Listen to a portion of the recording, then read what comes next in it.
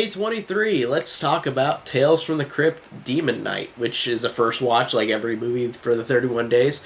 And I watched Tales of the Crypt from the Crypt whenever I was younger, but I didn't watch it like religiously, so I haven't seen every episode, but I did like the episodes I've seen.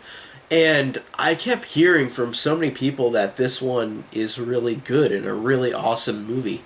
And I watched in like that horror noir documentary for Black History in horror.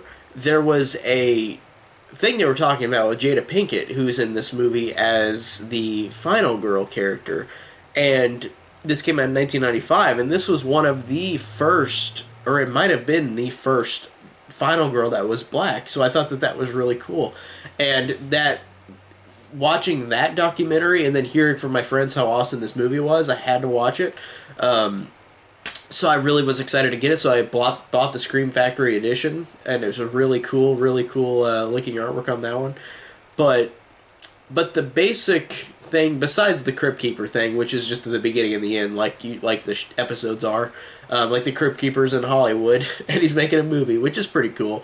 But besides the Crypt Keeper stuff, the actual story of this movie feels very theatrical in a way where I just was surprised how it.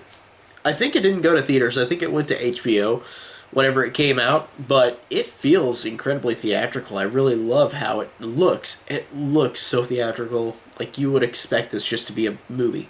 It kind of reminded me of what they did with like Psycho 4, another Universal movie that was on TV, like a TV movie, but it looks like it could be just thrown into theaters, and it looks very theatrical. I thought it was funny. Universal did the same thing with this.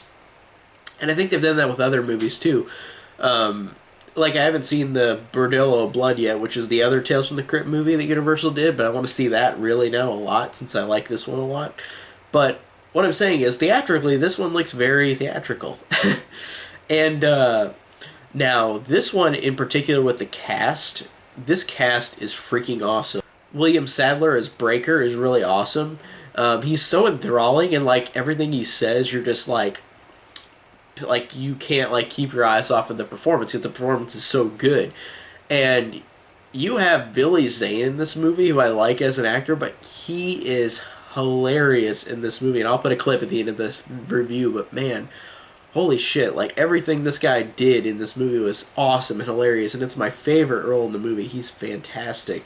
He is so over the top, but in a way where it's so incredibly fun and entertaining. And he's the collector, like he's the guy who's like getting everybody in the movie, like he's the villain, and he's awesome. There are just moments where like he will just be over the top ridiculous. Like what he does is like he has these characters hallucinate. And like, for example, there's a lady who lost her arm, so like he comes up and he says, "Hey, I'm your waiter today, here's your meal," and it's like her arm just on a platter. And he's like, "I can give you your arm back, just listen to me, like, come on." And then she's like, "No." Like, and like, stuff like that. Or like, there's a guy, an old guy who, he imagines that he's in a room full of all naked women. Or all just their shirts off, not fully naked, but, like at a bar. And like, Billy Zane's there, he's like, "Come on, Uncle Willie, try this, drink it, drink it, drink it." And it's so funny. And like, he is just so over the top ridiculous. Billy Zane in this movie, I love how funny he is. He's so great. And there is a scene where like he freaking just punches his fist through like a guy's mouth, and like it goes to the back of his head, and like he can't get the head off, so he literally like just keeps shaking the guy's body until his head flies off, and then he pulls it off of his hand. That's so hilarious. And I just love how incredibly delightfully silly and funny he is in this movie. He is so funny. But he is also kind of intimidating whenever he like lulls somebody in a hypnotic state of hallucinating into something, which is really cool as well. And I mentioned Jada Pinkett already because, again, one of the reasons I want to watch this movie was because this is apparently the first black final girl, which is really an awesome feat. I really like that. Even though it took too long, and this is a 95, we should have had one earlier than that. But she's badass in this movie, and she's awesome as well. And her performance is really fun and funny. And like Jada Pinkett's one of those actresses that I haven't seen her do much in, but I love her in everything I've seen her in. Like I love her in this. I loved her in Scream 2. Like she's hilarious in Scream 2. It's so fun, and she's just a good actress. And I don't see her in much, but I don't know what kind of movies she did that weren't really horror. I've mostly just seen horror movies with her, so I think I've seen her in another movie. I think she was like in Bad Moms. I think I've seen that. I think she was in that movie for like a little bit. But anyway, Jada Pinkett is badass in this movie. She's awesome. She's a great final girl. She's just a fun character. She doesn't take shit from anybody, and she's just very cool. Like she's a cool character, and just because her performance amplifies how awesome she is, because Jada Pinkett is just a cool person. Based on like what I've seen her in movies, she's awesome in movies. So really, really love her in this movie.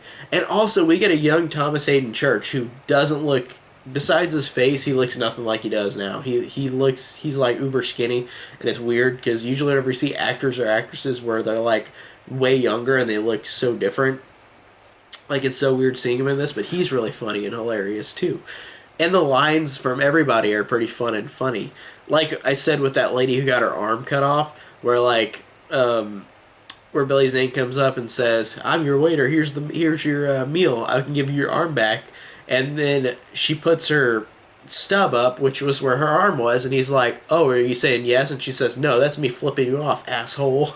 And like lines like that are hilarious. And that woman looked like she was from Psycho 4. Speaking of Psycho 4 in this review, I think that's the same lady who was like in Psycho 4.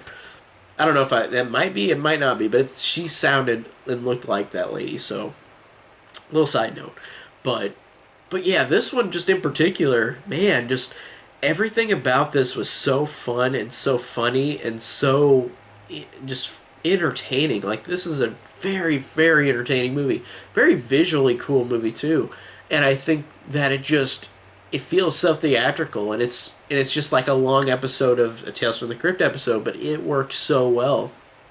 Really love all the performances, loved all the characters, loved the humor and the gore. Even though it's not an overly gory movie, but it's really fun with just everything about this movie. I really, really dug the hell out of. So this is an awesome watch. I'm gonna definitely rewatch this again.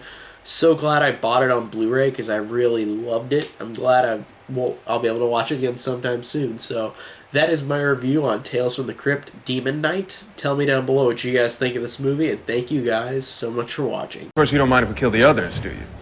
Hey, if it makes you feel good, do it. If it makes you feel good, do it.